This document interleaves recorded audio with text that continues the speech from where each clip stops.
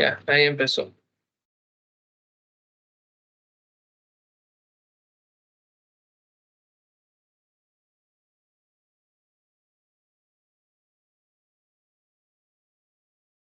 Confirme si se ve, por favor. Si se ve, perdón.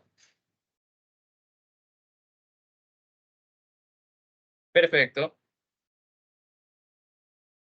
A ver, listo. A ver, este auditivo, la verdad, a comparación de visión, es un poco más corto, porque en visión tienes que ver todo eso de la parte física, de cómo es un lente, de que si es cóncavo, si es convexo, si es que diverge, qué punto focal, qué luminoarbitrio, arbitrio, que todas esas cosas, es un poco más extenso. En la parte auditivo también es casi lo mismo, o sea, pero es un poco más corto y es, creo yo, un poco más fácil de entender, ya, porque no se mete tanto en la física, ¿ok? Pero sí, antes que nada, hay que recalcar o hay que saber distintas cosas como lo que es las ondas sonoras, es decir, las ondas de sonido prácticamente. Recordemos que la intensidad prácticamente del sonido, déjenme dibujarlo acá, va a ser así. Al igual vamos a tener aquí un plano cartesiano que podemos clasificarlo en lo que es, no sé si se acuerdan en visión, que ustedes vieron un tipo de ondas, las ondas del espectro electromagnético, ya, o sea, que son las crestas, que son más o menos así, ¿no? ¿Verdad?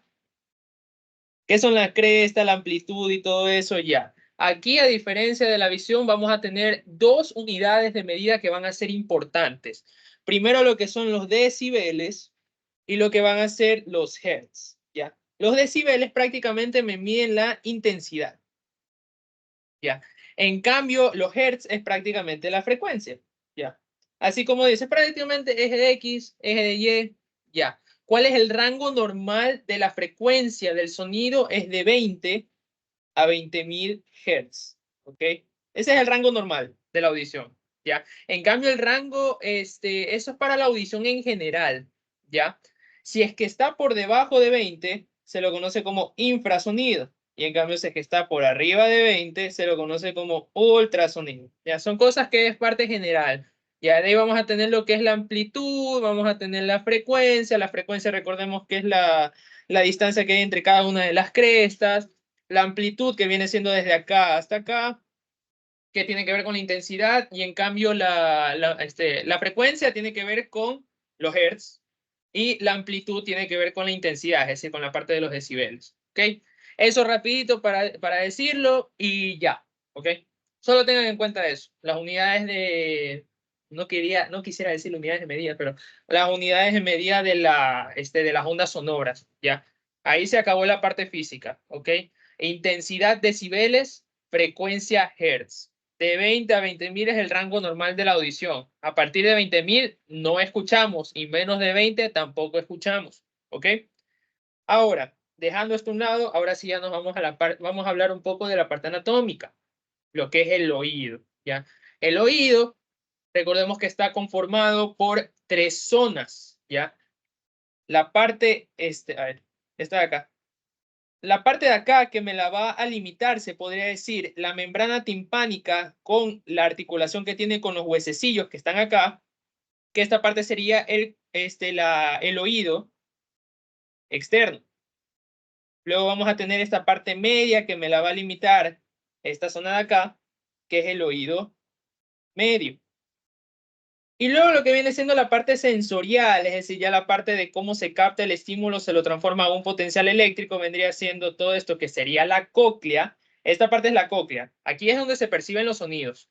Esto de acá son los conductos vestibulares. Acá es la parte del equilibrio, que eso no lo vamos a detallar aquí, obviamente. Nos vamos a enfocar en lo que es la cóclea. Y esto obviamente se le denomina oído, perdón, oído medio. Ya, esto de oído medio. Digo, ay, oído interno. Ya se me fue eso.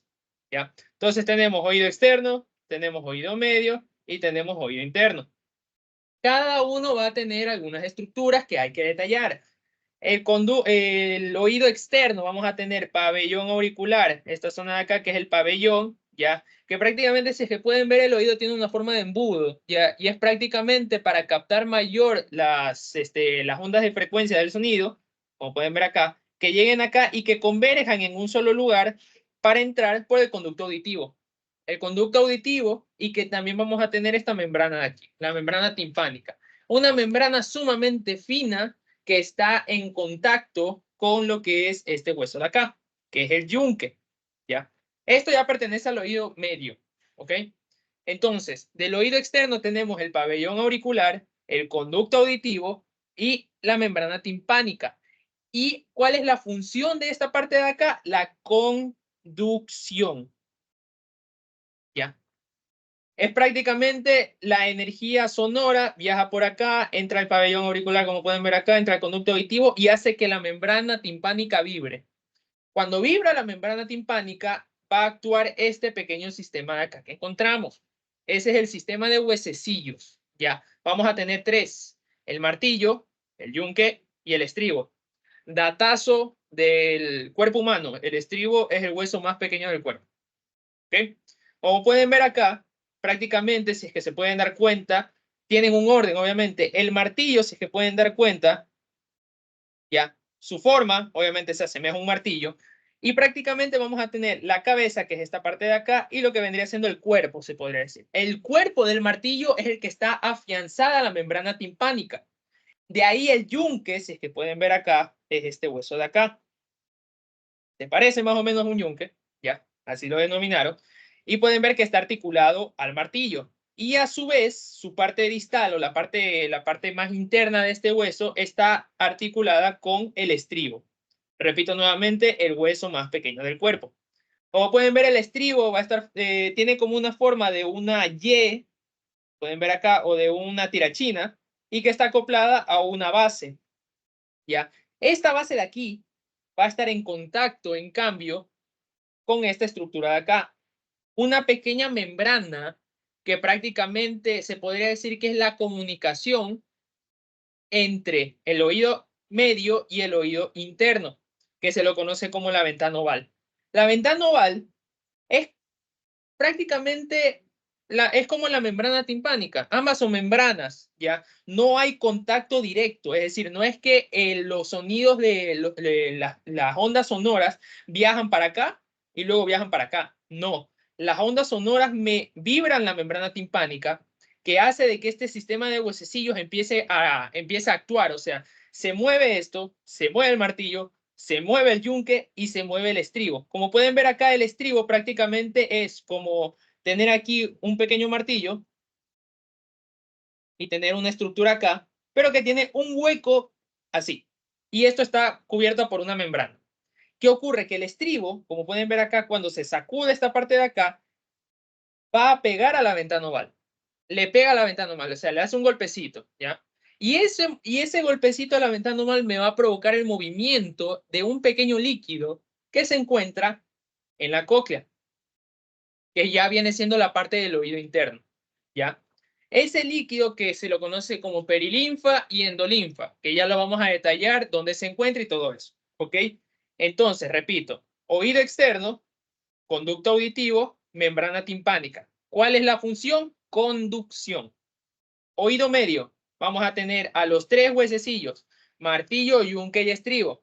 Y también vamos a tener dos músculos, ¿ya? Vamos a tener el músculo tensor del tímpano, que como el nombre lo dice, me tensa el tímpano, y el otro que es el músculo del estribo, un músculo que se encuentra aquí, que se encuentra insertado en el estribo, o que también se lo conoce como músculo estapedio, datazo del cuerpo humano. El músculo estapedio es el músculo más pequeño del cuerpo. X. ¿Ok? Entonces, ¿qué ocurre con esto? El músculo estapedio, vamos a hacerlo aquí para que se quede. El músculo estapedio se podría decir que es así más o menos, ¿ya? En cambio, el tensor del tímpano es un poco más para acá. No es así, pero a mí me gusta detallarlo así como para tener un gráfico mental, ¿ok? ¿Qué ocurre? Ya. Este es el tensor del tímpano. Como pueden ver, está unido al tímpano. Y en cambio el músculo del estribo o estapedio está unido al estribo, al hueso del estribo. Okay. El músculo estribo, este de acá, está inervado por el séptimo par craneal, el facial. En cambio el músculo tensor del tímpano está inervado por el quinto par craneal, el trigémino. ¿Ok? Tengan en cuenta eso, cada uno está innervado por distintos nervios craneales, ¿ya? Y esto es importante porque llega a haber alguna alteración que me dañe uno de estos nervios que justo me inerva una parte de este músculo, va a haber alteraciones en la conducción, más no en la recepción, ¿ok? No sé si me hago entender. Porque esto de acá, ¿qué ocurre? Para darles un adelanto rápido. La onda sonora acá, esto es energía auditiva, ¿ok? Me llega acá y esta energía auditiva se transforma en energía mecánica. La energía mecánica que es prácticamente para mover todo este sistema de huesecillos. Y esta energía mecánica se va a transformar en energía eléctrica. ¿Cómo? Ya que se va a pasar prácticamente a mover el líquido que se encuentra dentro de la cóclea, ¿ya? Para luego estimular unas células que se encuentran en una zona que se lo conoce como el órgano de Corti, para luego transformar esa energía a energía eléctrica. Entonces, es que pueden ver prácticamente todo el oído me hace transformar la energía sonora, las ondas sonoras, a tres distintos tipos de energía. Energía mecánica, energía del agua, no sé cómo se llama, y energía eléctrica. Ya pasa por esas tres transformaciones la energía. Recuerden la frase que la energía no se destruye, solo se transforma. ¿Ya? Y este es el claro ejemplo, de cómo la energía se transforma de una a otra para pasar y generar un estímulo que me despolarice el nervio coclear y que obviamente vaya por toda esa vía auditiva, que eso lo van a saber en macro, para obviamente poder interpretar los sonidos. ¿Ok? Entonces, detallado esto, esta es prácticamente la anatomía. ¿Ok? Y como ya les dije, una vista general de cómo el sonido se transforma en energía eléctrica, llega acá a las ondas sonoras, me vibra la membrana timpánica, se mueve en el sistema de huesecillos, este golpea a este y este golpea a este, y el estribo me golpea la ventana oval, que a su vez me hace ver que el líquido que se encuentra dentro de la cóclea se mueva. Y ese líquido de la cóclea, al momento de que se mueva, me va a generar despolarización de unas células que se encuentran en el órgano de Corti, que ya lo vamos a ver. Y que luego eso me envía, obviamente, se despolariza la célula, se despolariza el nervio y viaja la señal. Es una vía general. Ok. Ahora, antes de seguir, hay que hablar de dos terminologías importantes que pueden que les pregunte. Primero, lo que se conoce como ajuste de impedancia y lo que se conoce como reflejo de atenuación. ¿Ya? Ambos prácticamente van de la misma mano, ¿ya? Pero tienen ciertas diferencias, obviamente. ¿A qué me refiero con esta terminología de acá? El ajuste de impedancia. La impedancia, es decir, esta palabra como tal, ¿qué significa impedancia? Significa la oposición de un medio natural al entrar en vibración ante una sonda de sonido, una onda de sonido. ¿Qué acabé de decir? Porque creo que no se entendió nada de esa frase, ¿ya? Imaginemos que tenemos aquí un vaso, ya, el típico ejemplo del vaso. Tenemos aquí, vamos a dibujar una copita, ¿ya? Si han visto esos videos en el que las cantantes de ópera o la gente o en las caricaturas, que las personas gritan de una forma tan aguda, tan intenso, que prácticamente me rompe el vaso, ¿ya? Esto se puede explicar así, ¿por qué? Todos los objetos del mundo, todos los objetos, toda la masa como tal, tiene esto que se conoce como impedancia. ¿Qué me refiero con esto? Es básicamente cuando las ondas sonoras viajan en el aire y me golpean una superficie, esa superficie tiene como por así decirlo, un tipo de sistema de amortiguación contra el sonido, ¿ya? Es decir, me llega el sonido, obviamente, o sea, pega las ondas sonoras contra el vaso de vidrio, ¿ok? Y esto que me va a provocar que obviamente el vidrio empiece a moverse un poco, porque la impedancia en este caso es muy, se puede decir un poco suave, ¿ya? Para decirlo así. ¿Qué ocurre? Que si es que las ondas sonoras son tan intensas como en esos dibujos animados en el que prácticamente gritan, llegan a un punto tan agudo que lo que me hacen es romper el vaso, porque se superó esta impedancia, ¿ya? ¿Qué es lo que ocurre cuando tenemos una caja de madera? Esto es completamente diferente porque el sonido no puede romper una caja de madera, a no ser de que sea un golpe ultrasónico, ¿ya? Pero prácticamente si es que una persona, lo mismo que le hace un vaso para romperlo, lo hace en una caja, no le va a pasar nada. Porque en cambio aquí la impedancia de este objeto es mucho mayor, ¿ya? Esto no es así como lo estoy diciendo, pero es una forma para que lo entiendan, ¿ok? ¿Qué ocurre con este ajuste de impedancia? Que como pueden ver acá, si es que tú le hablas, no le hablas, sino imaginemos que le gritas al agua, le gritas a un vaso de agua. ¿Qué va a pasar con el líquido? ¿Se mueve o no? No se mueve, ¿ya? Y esto es lo que ocurre, ¿por qué? Porque aquí dentro tenemos líquido, ¿no? ¿Verdad? Y acá lo que entra es ondas sonoras, ondas de sonido. Entonces, si es que no existiera esto, prácticamente vamos a tener que las ondas sonoras, al golpear a la membrana oval, y acá tenemos el líquido, ¿qué va a pasar? Que esto le pega a la membrana oval, pero el líquido no pasa nada, no se mueve, porque la impedancia es mucho mayor. O sea, las ondas sonoras como tal no me pueden mover el líquido que se encuentra en la cóclea. No lo pueden mover, ¿ok? Pero entonces, ¿cómo es que nosotros percibimos el sonido? Gracias a este sistema de huesecillos. ¿Ya? ¿Qué es lo que hace este sistema de huesecillos? Prácticamente amplificar la fuerza con la que llegó las ondas sonoras para que el líquido se pueda mover. No es lo mismo que las ondas sonoras lleguen a esta zonita de acá y obviamente no van a mover nada. El líquido se va a quedar quieto. Pero si yo genero un golpeteo, como lo que ocurre con estos huesos, ¿ya? Entonces ahí el líquido sí se va a mover. Y el movimiento del líquido dentro de la cóclea es lo que me genera el poder escuchar, es la parte sensorial de todo este sistema del oído, ¿ok? Prácticamente, ¿qué ocurre? El sistema de huesecillos y la membrana timpánica aumentan la fuerza con la que llegó el sonido para causar el movimiento del líquido coclear. Ese es el resumen, ¿ok?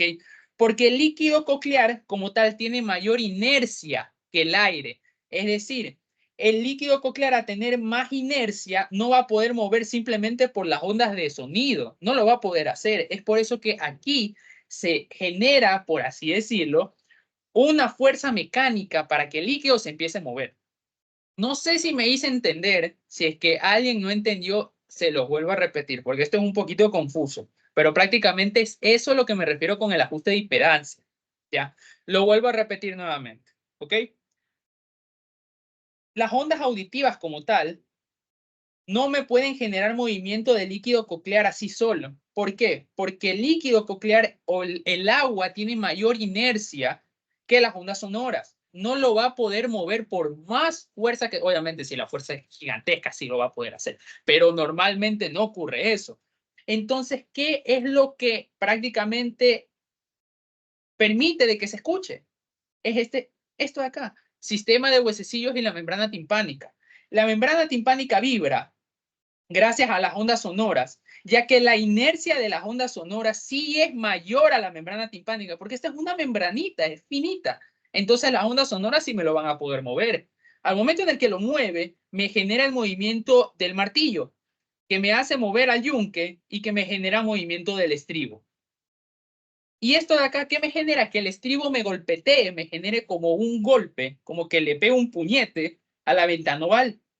Y este golpeteo y este puñete me genera que el líquido coclear sí se pueda mover, ¿ya? A diferencia de que si es que no existiera esto, si es que nosotros los humanos no tuviéramos esto, no podríamos escuchar, porque prácticamente las ondas sonoras no me pueden mover el agua. Pero gracias a esto, a que sí existe esto, sí podemos escuchar. A eso me refiero con el ajuste de impedancia. Es prácticamente que gracias a este sistema, las ondas sonoras o el estímulo inicial se amplifica la fuerza de una energía sonora a una energía mecánica que es mucho más fuerte y que me puede generar el movimiento del líquido coclear. ¿Ok? Eso es el ajuste de impedancia. Un poco complejo. ¿Ok? Y ahora vamos a este de acá, al reflejo de atenuación. Este es mucho más fácil. El reflejo de atenuación, ¿qué es? Es prácticamente mecanismos de protección que tenemos aquí dentro del oído. ¿Para qué? Para que el sonido o para evitar de que el sonido que se conduzca muy fácilmente. ¿Qué me refiero con? Creo que lo dije mal. A ver, es prácticamente un mecanismo de protección. ¿Para qué? Para que los sonidos sumamente fuertes que lleguen acá y me puedan dañar la membrana timpánica o me puedan dañar este sistema de huesecillos, ¿ya? Para disminuir la fuerza de las ondas sonoras y que obviamente no se dañe todo este mecanismo. ¿Ya? Un reflejo de atenuación. Atenuar significa relajar. ¿Ok? ¿Y gracias a qué ocurre esto? Ocurre gracias a estos dos musculitos de acá. ¿Por qué? Si es que tenemos al músculo tensor del tímpano, recuerden que la membrana timpánica es una membrana finita, ¿ya? Entonces, si es que yo lo tenso, ya lo hago mucho más fuerte de lo que es, lo estiro prácticamente, como lo que ocurría en el cristalino, en el ojo. ¿Qué es lo que va a ocurrir? Que obviamente la membrana timpánica no se va a mover tanto, ¿ok? Porque está tensa. Y no me va a mover tanto los músculos, los huesecillos. Y eso obviamente me genera una atenuación para que el sonido que llegó muy fuerte, llegó sumamente fuerte acá el sonido, se atenúe y vaya despacio. ¿Ya? En cambio, igualmente el músculo estapedio, ¿ya? Que me hace prácticamente lo mismo. Hace que el estapedio, tengo una mano alzada. Pregunta. ¿Ese reflejo también se llama estapedial? ¿O no? Sí, el reflejo estapedial es el del estapedio únicamente, ¿ya? Y es prácticamente el mismo concepto, que es atenuar la parte de las ondas sonoras que llegan sumamente rápidas o que llegan sumamente fuertes. Aquí lo que hace este músculo estapedio es que me tensa esto de acá y obviamente no hay tanta libertad del estapedio para golpetearme la membrana oval o la ventana oval, como le quieran llamar, ¿ya? Obviamente esto también ocurre a la inversa. Si es que hay un sonido sumamente fino, muy pero que muy bajo, estos músculos se relajan para que la membrana timpánica se pueda mover más y que el músculo y que el hueso, el estribo, se pueda mover más, ¿ya? Esto prácticamente me regula de que si es que la onda llega muy fuerte, entonces hago que este sistema sea mucho más rígido para que no llegue al líquido coclear tan fuerte. En cambio, si es que las ondas son muy suavecitas, entonces ahí ¿qué ocurre? Lo contrario. Estos músculos se relajan y todo este mecanismo de acá se podría decir que no se afloja, pero se vuelve más libre en el movimiento y por lo tanto me genera un golpeteo un poco más fuerte de lo que llegó la onda sonora para que se pueda detectarlo. ¿Ya? ¿Y para qué me sirve este reflejo de atenuación? Para tres cosas. Memorícenlas y ténganlas en cuenta. Proteger a la cóclea de sonidos fuertes. Esa es la 1. La 2, ocultar los sonidos de baja frecuencia. ¿A qué me refiero con esto? Uno cuando está estudiando o está viendo algo, está concentrado, los sonidos del ambiente se pierden. No te concentras en los sonidos del ambiente. Te centras en lo que estás enfocado. Es como ver un video de YouTube con mucho volumen o estás en tu cuarto con el ventilador, los pájaros cantando afuera y el aire acondicionado. Entonces, ¿qué hace el oído ahí? Trata de atenuar esos sonidos para concentrarte en el video que estás viendo en el momento. A eso me refiero que oculta sonidos de baja frecuencia.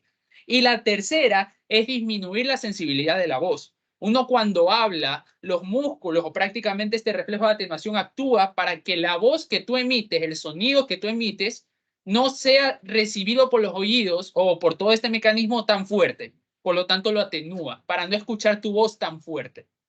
Esas son las tres cosas.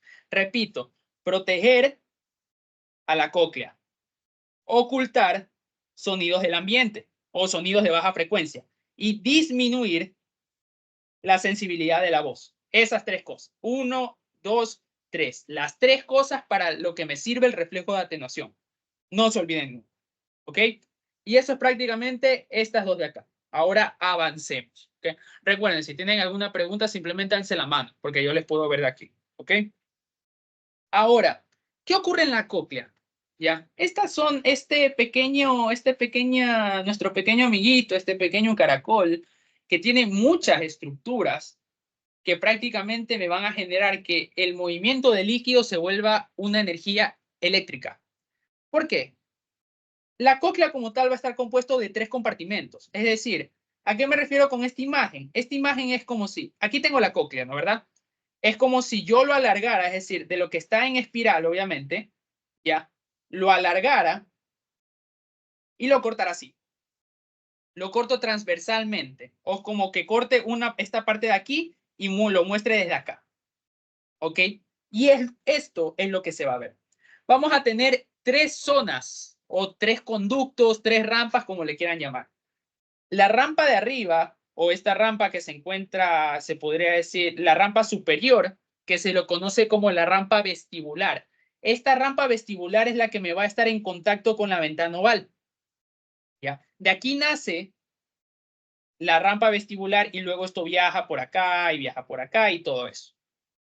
De ahí tenemos el conducto coclear.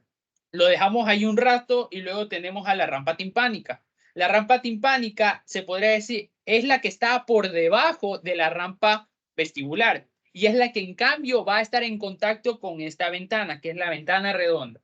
¿Ok? Nuevamente, diferencia. La rampa vestibular está en contacto con la ventana oval. La membrana, perdón, la rampa timpánica está en contacto con la ventana redonda. ¿Ok? Y luego tenemos este conducto coclear. Tenemos este conducto coclear que no está en contacto con ninguna de las membranas. Más bien se encuentra entre las dos rampas, entre la rampa vestibular y la rampa timpánica.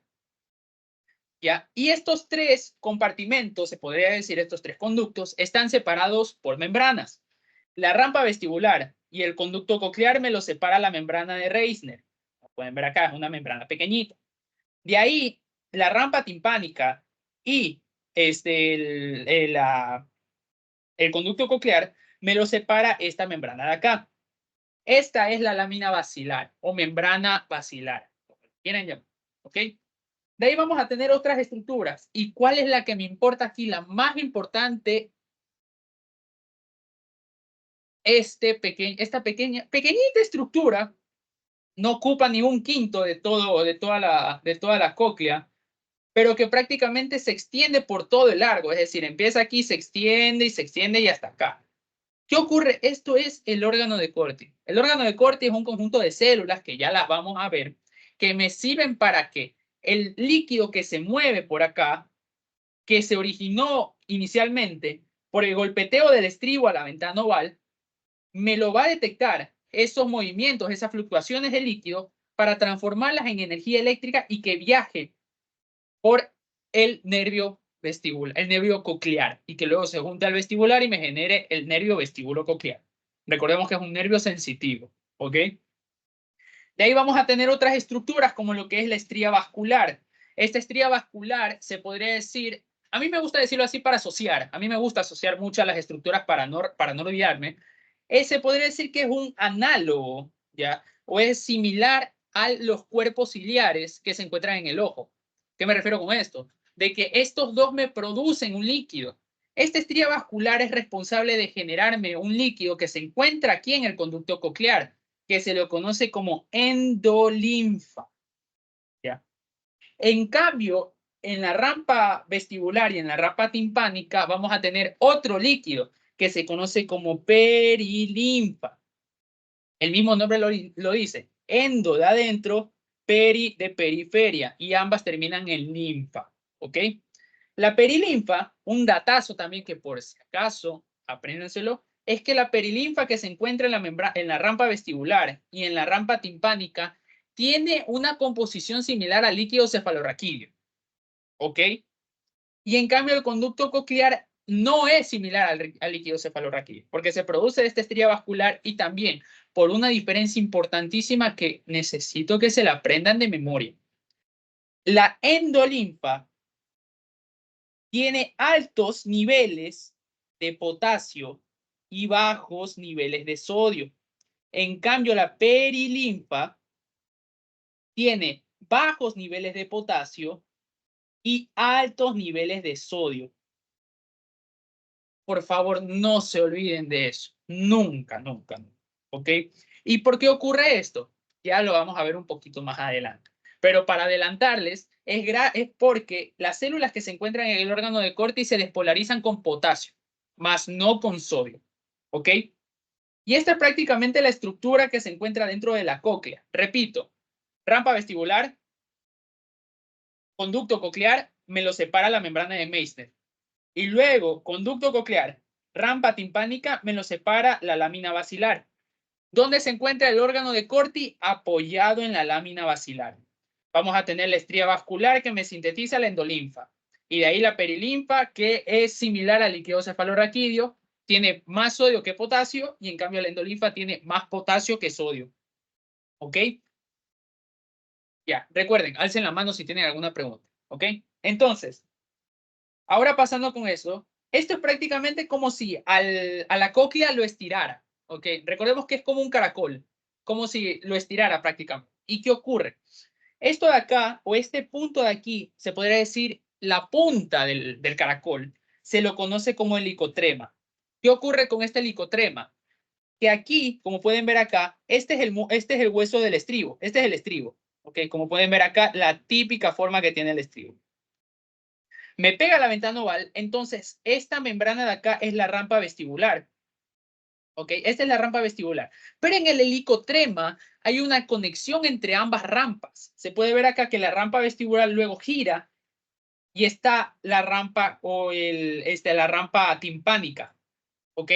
Mientras que el conducto coclear no tiene conexión con nada. Es como un espacio aislado. En cambio, como pueden ver acá, la rampa vestibular al helicotrema, cuando llega a la punta del caracol, me genera en cambio una conexión con la rampa timpánica. Y la rampa timpánica, en cambio, está en contacto con la ventana redonda o la membrana redonda. ¿Ok? Diferencias muy importantes, no se olviden. Rampa vestibular en contacto con la ventana oval. Rampa timpánica en contacto con la ventana redonda. Y el conducto coclear, ¿qué es lo importante del conducto coclear? Que ahí está el órgano de corte. ¿Y dónde se apoya? En la lámina basilar. Ahí se apoya el órgano de corte. ¿Qué ocurre? Que como ya les había dicho anteriormente, el sonido, las ondas sonoras, puede que lleguen, puede ser que sea un sonido muy fuerte, ya, un sonido muy fuerte, o puede que sea simplemente un sonido muy, pero que muy bajo, ya. ¿Y esto qué ocurre? La lámina basilar, esta pequeña lámina de acá, que voy a enfocármelo acá, esta lámina basilar, aquí, ¿qué es lo que vamos a encontrar? Vamos a tener fibras, ¿ya? La lámina basilar está compuesta de fibras basilares. Estas fibras van a variar de tamaño y de longitud a medida que nos acercamos y a medida que nos alejamos de la ventana oval, de esta estructura de acá. Recordemos que la membrana basilar se encuentra entre el conducto coclear y la rampa timpánica. Entonces va a estar prácticamente acá, ¿ok? Va a tener prácticamente la misma distribución. ¿Qué ocurre? Que esta membrana timpánica, es decir, si es que nosotros acá tenemos, ¿ok? Vamos a hacer una división de esto. Vamos a dividir esta cóclea en una zona proximal a la ventana oval y una zona distal a la ventana oval. ¿Ok? ¿Qué ocurre? Vamos a tener dos tipos de fibras, que son fibras basilares que se encuentran en la base y fibras basilares que se encuentran hacia el helicotrema. ¿Ok? ¿Qué ocurre con estas fibras basilares? Repito, las fibras basilares me conforman la lámina basilar. ¿Ok? ¿Qué ocurre con estas fibras? ¿Ok? Vamos a detallar las diferencias aquí y se las voy a escribir para que lo tengan ahí anotado. ¿Ok? Si es que tenemos acá, estas son las fibras, déjenme hacerlo más pequeño para que entre más. Eso sonó muy mal. Tenemos acá las fibras basilares hacia la base y las fibras basilares hacia el helicotrema. ¿Ok? ¿Cuáles son las diferencias? Las fibras que van a estar acá hacia la base, es decir, más cercanas hacia la ventana oval, van a ser de poca longitud, van a ser de mucho mayor diámetro, van a tener mayor rigidez. ¿Ok?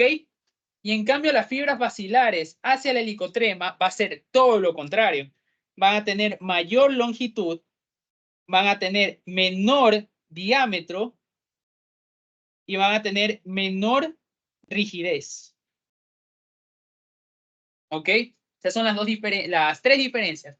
¿Y qué ocurre? Las fibras que están en la base, ¿qué es lo que me detectan? Porque estas fibras basilares me detectan el sonido o me generan me detectan el movimiento del líquido. ¿Ok? Estas fibras basilares hacia la base son mejores en detectar las frecuencias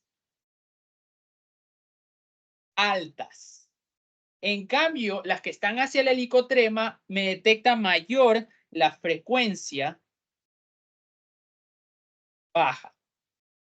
Todo lo contrario, ¿ya? No se vayan a confundir que porque uno está más cerca me lo detecta la frecuencia más baja y otro que porque está más lejos me detecta la más alta. No, es lo contrario.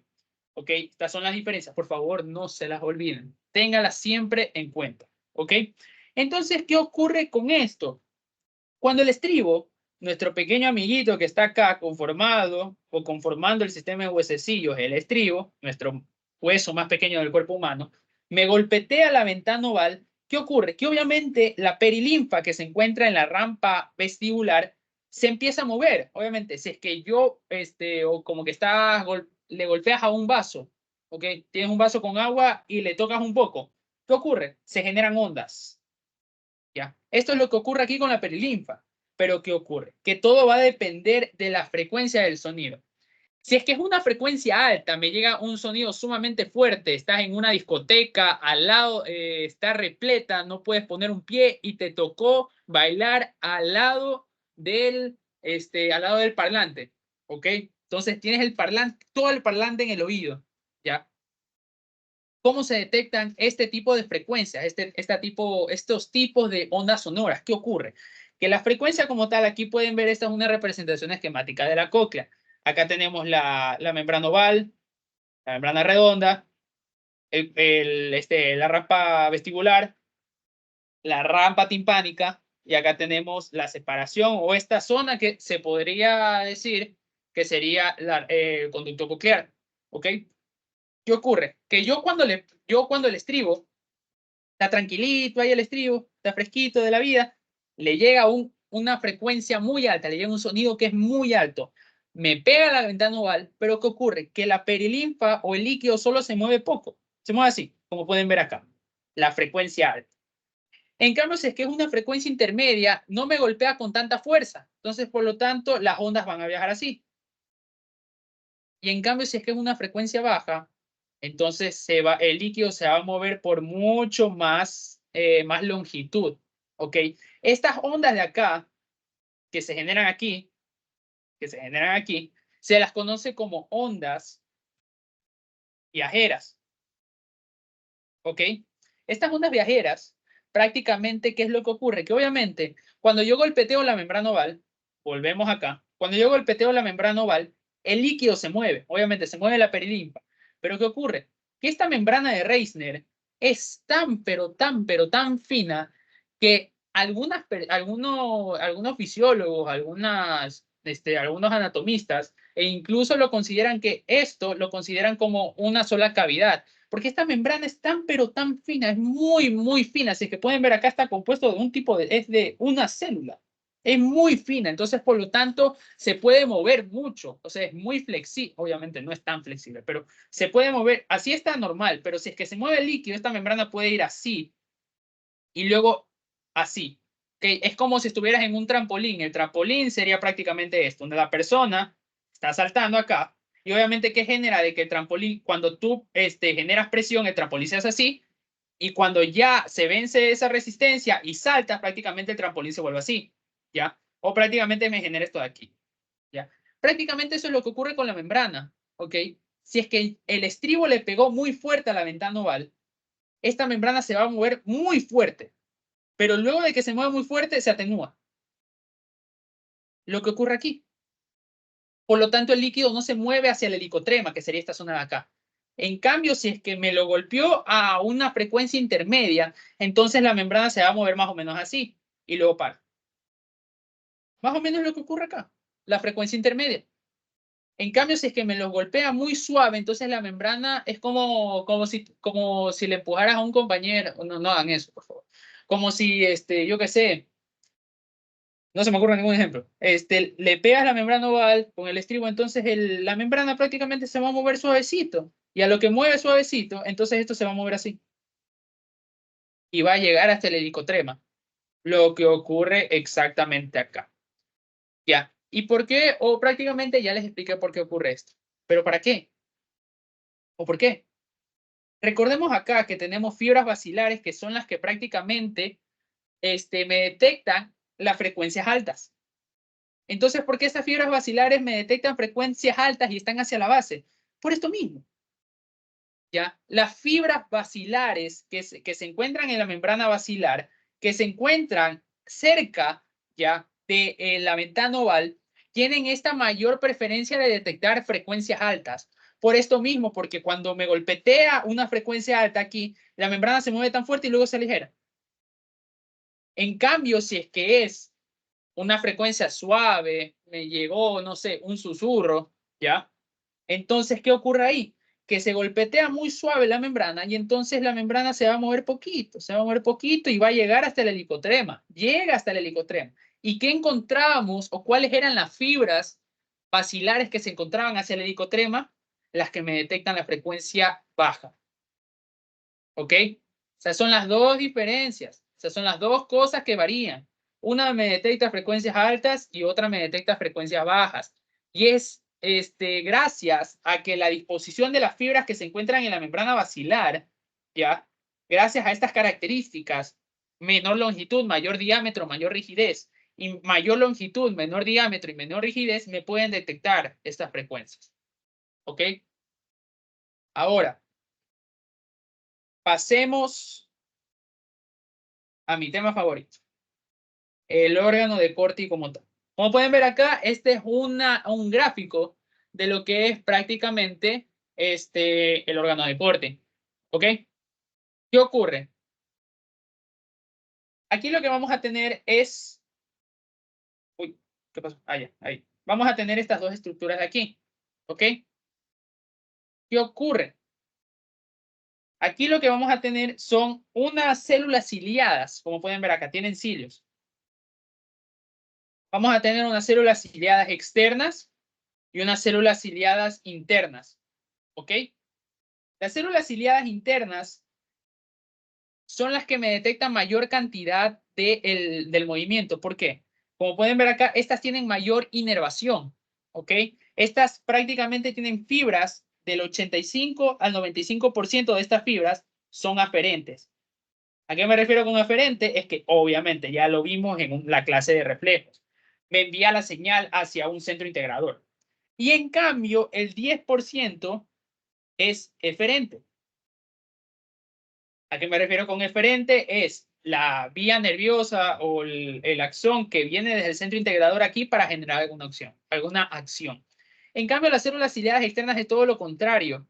Del 85 al 90% de las fibras que están aquí, de las fibras nerviosas, es eferente. En cambio, el 10% es aferente. ¿Y a qué me refiero con esto de aferente y eferente? Es que estas fibras de acá, como tienen mayor inervación aferente, son las que me detectan mayor o que prácticamente me generan mayor la despolarización o todo esto para que viaje la información hacia los centros superiores. ¿Ok? En cambio, las células ciliadas externas aún no se lo comprueba, pero se cree que gracias a que hay una gran cantidad de fibras eferentes, es que distintos centros que se encuentran en el bulbo, que prácticamente, ¿qué es lo que hacen estas células? Sensibilizar a las células ciliadas internas, que hace que sean más sensibles. Es por esto que estas tienen mayor inervación eferente y estas tienen mayor inervación aferente. ¿Ok? Estas células ciliadas internas, como pueden ver acá, hay 3 hileras, ¿ya? Por lo tanto, va a haber alrededor de 12.000 células ciliadas externas. En cambio, células ciliadas internas, solo puede ver que hay una hilera. Por lo tanto, va a haber alrededor de 3000 células ciliadas internas. Hay más células ciliadas externas que internas, pero las células ciliadas internas son las que me detectan mayor el estímulo o el movimiento de la endolinfa que se encuentra aquí para generar el impulso eléctrico que sale por el nervio coclear. ¿Ok? Entonces, como pueden ver acá, vamos a tener incluso aquí una membrana, que es la membrana tectoria. Esta membrana, como pueden ver acá, o estas células ciliadas tienen cilios. El mismo nombre lo dice, valga la redundancia. ¿Ya? ¿Qué es lo que ocurre? Estos cilios de las células ciliadas externas siempre están en contacto con la membrana tectoria. En cambio, la de la célula ciliada interna no siempre está en contacto. ¿Ok? Esa es una diferencia muy importante. ¿Y qué es lo que ocurre aquí? ¿Cómo es que esta célula me detecta todo este movimiento de los líquidos para generar para transformarlo en energía eléctrica? Estos hilos de acá no son como están en la figura. Es decir, son unos cilios que van de mayor longitud a uno de menor a menor a menor a menor. Es decir, van de bajada. Siendo el cilio, o mejor dicho, no le denominemos cilio, porque estos de acá se los conoce como estereocilios. Así se los denomina. Nunca digan cilios. El estereocilio, ¿ok? Los estereocilios que se encuentran en las células ciliadas van de una longitud mayor a menor. ¿Con respecto a qué? Las que se encuentran más hacia el externo van a ser más grandes, mientras que las que se encuentran más hacia la parte interna van a ser más pequeñas. ¿Ok? Van en forma de escalera, como pueden ver acá. ¿Y esto a qué se debe? Nosotros aquí, o para prácticamente ya les voy a explicar ahorita cómo es que estas células se despolarizan. ¿Qué ocurre? Estas células ciliadas, como pueden ver acá, perdón, este gráfico lo hice en cuestión de un minuto, ¿ya? Estos estereocilios, como pueden ver acá, tienen una estructura o tienen una organización de mayor a menor con respecto a externo e interno. Esta es la membrana tentoria, esta es la parte externa, es decir, por acá estarían las células ciliadas externas, las que están en 3 hileras, ¿ok? Acá ya tenemos que tiene mayor inervación aferente, me detecta mayor los estímulos y ¿ok? ¿Qué ocurre? Estos cilios vamos a tener aquí que tienen canales de potasio, ¿ok? Estos canales son de potasio. Repito, de potasio. Como les indiqué al inicio, como les expliqué al inicio, estas células acá no se despolarizan con sodio, se despolarizan con potasio. ¿Por qué? Porque la endolinfa que se encuentra aquí, recuerden, tiene mayor cantidad de potasio. Es por eso, ¿ok? Entonces, al tener mayor cantidad de potasio, se puede despolarizar con potasio. ¿Qué ocurre? A diferencia de todo el cuerpo en el que prácticamente tiene que llegar un estímulo, sea eléctrico o de un neurotransmisor o de un ligando al receptor, para que cuando se una el ligando aquí, este canal se pueda abrir, aquí no ocurre esto.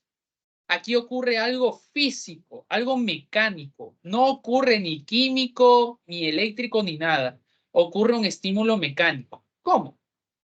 Cuando tenemos la membrana tentoria aquí, ¿qué ocurre? Que acá arriba vamos a tener, déjenme ponerlo con este color, acá arriba vamos a tener la membrana de Reissner y en cambio acá abajo vamos a tener a la membrana, la lámina basilar, ¿ok? Cuando el líquido se mueve, cuando el golpeteo del estribo, cuando el estribo golpetea a la ventana oval, esta membrana de Reissner, como les dije, se mueve así porque obviamente es muy fina, ¿ok? ¿Y esto que me va a generar? Que esta membrana tentoria que tenemos aquí se mueva así. Uy, no copió todo. Se mueva así. Cuando se mueve para afuera y para abajo, ¿qué ocurre? Que estas células ciliadas, ¿qué me va a provocar? Que estas células ciliadas obviamente se muevan así. ¿Ok? Se muevan así, se muevan a este sentido, se muevan para acá. ¿Ok? ¿Y qué ocurre con esto? Que aquí lo que vamos a tener es una proteína que me ancla un estereocilio pequeño con el estereocilio que se encuentra al lado que es más grande. Esta proteína de acá se la conoce como pendrina. No, perdón, se la conoce como prestina. La prestina es una proteína que pertenece a la familia de la pendrina. ¿Ya? La prestina pertenece a una familia de proteínas que se lo conoce como pendrina. ¿Ya? La pendrina es una proteína que también la encontramos en la tiroides, ¿ya? Que eso de la pendrina ya lo vamos a ver en el siguiente parcial. Pero ¿qué ocurre con esta pendrina? O mejor dicho, también tendremos hago paréntesis, ¿ya? Para explicar algo patológico, algo clínico, que se lo conoce como el síndrome de Pendred. El síndrome de Pendred, como el mismo nombre dice, hay una ausencia de estas proteínas que se encuentran en la familia de la pendrina. Por lo tanto, no va a haber esta proteína de acá. Y tampoco va a haber esa proteína que se encuentra en la tiroides. Entonces, por lo tanto, estos pacientes cursan con hipoacusia. Hipoacusia de tipo sensorial, porque está dañada la parte sensorial. No, bueno, no la parte sensorial. Bueno, hay hipoacusia, ¿ok? Hay hipoacusia y también va a cursar con hipotiroidismo, que ya eso lo vamos a detallar el siguiente semestre, el siguiente parcial, cuando veamos hormonas tiroides, ¿ok? Entonces, ¿qué ocurre? Como estos estereocilios se mueven hacia acá, se mueven así, gracias al movimiento de la membrana tentoria, que estaba así, se mueve así, gracias al movimiento de la membrana de Reisner, ¿esto de acá qué va a ocurrir? Esto se va a mover prácticamente así. Al momento en el que se mueve así, como pueden ver acá, esto se va a estirar. ¿Y qué me va a provocar ese estiramiento? Vamos a dibujarlo aquí bien bonito. Uy. Esto de acá, ¿qué es lo que me va a provocar? Que este canal se abra, o sea, se abre por fuerza. Prácticamente esto me lo jala. Y cuando se abre el canal, entonces entra el potasio adentro de la célula. Y cuando entra el potasio, se despolariza la célula. Y al momento en el que se despolariza la célula, llega a esta parte de acá y ocurre todo lo de sinapsis, todo lo que vimos en la clase de sinapsis. Las vesículas que tienen al neurotransmisor, se activan los canales de calcio, entra, fosforila la sinapsina, se une el SNARE-B, SNARE-T, me libera un neurotransmisor que no se lo ha confirmado, pero se cree que es el glutamato, por favor.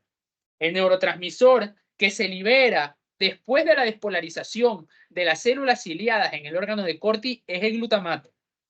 ¿Ok? Y luego de que se despolarice el glutamato por la vía aferente, llega a este ganglio. ¿Ya? Y luego de este ganglio va hacia el nervio coclear. ¿Ok? Y así se genera todo este proceso de la audición. ¿Ok? Repito nuevamente. La membrana tentoria está normalmente en esta posición. Está retraído hacia atrás y hacia arriba. Por lo tanto, estos estereocilios van a estar, que acabé de hacer, estos estereocilios van a estar así, prácticamente. Van a estar, como les dije, así. ¿Ok? Pero van a estar orientadas hacia atrás. Por lo tanto, ¿qué ocurre con estos estereocilios? Que prácticamente tienen esta disposición.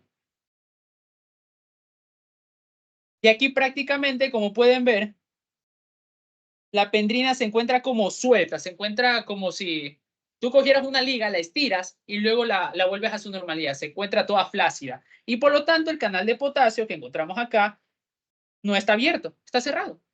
Pero cuando la membrana tentoria se mueve para adelante y para abajo, ¿ok? Me genera que este canal, por medio de la pendrina, esta proteína de acá, me jala el canal, es decir, por fuerza mecánica, este canal se abre. No se abre por fuerza química ni eléctrica, se abre por fuerza mecánica, algo único en el cuerpo. Y al abrir este canal por fuerza mecánica, entra el potasio, se despolariza toda la célula, me libera el glutamato, va a este ganglio y luego se va. Y va hacia los núcleos vestibulococleares que se encontraban en el tronco del encéfalo. ¿Ok? Y esto prácticamente sería todo. ¿Tienen alguna pregunta con todo esto del último? Acá lo que vimos al inicio. Entonces, voy a darles una retroalimentación así rapidito, en cuestión de 2 minutos. Número 1, llega las ondas sonoras. Me vibra o me genera la vibración de la membrana timpánica. Me genera el movimiento del sistema de huesecillos que hace que el estribo me genere un golpeteo en la ventana oval. Esta ventana oval va a estar conectada con la membrana o la rampa vestibular, ¿ya? La rampa vestibular que luego aquí vamos a encontrar la perilinfa, que es rica en sodio y bajo en potasio. Este movimiento de la perilinfa me genera el movimiento de la membrana de Reisner, que a su vez me genera el movimiento que se encuentra en la endolinfa, que está dentro del conducto coclear, ¿ok? Y dentro del conducto coclear tenemos al órgano de Corti. ¿Qué ocurre acá? Que la membrana tentórea se mueve para afuera y para abajo, lo que me provoca que los estereocilos se muevan así. La pendrina me jala el canal de potasio que estaba cerrado, me lo abre, eso sonó muy mal, me abre el canal de potasio, entonces entra el potasio y me genera despolarización. Me despolariza la célula ciliada, se libera el glutamato aquí, sinapsis en el ganglio y se fue. Y así es como se transmite el sonido. ¿Okay? Así se transmite el sonido desde lo que llegó de una fuerza o de una energía sonora a una energía mecánica, a una energía hídrica, no sé cómo se denomine, a una energía eléctrica. ¿Ok? Eso es todo lo de hoy. ¿Ya? Déjenme dejar de compartir. Déjenme dejar de grabar.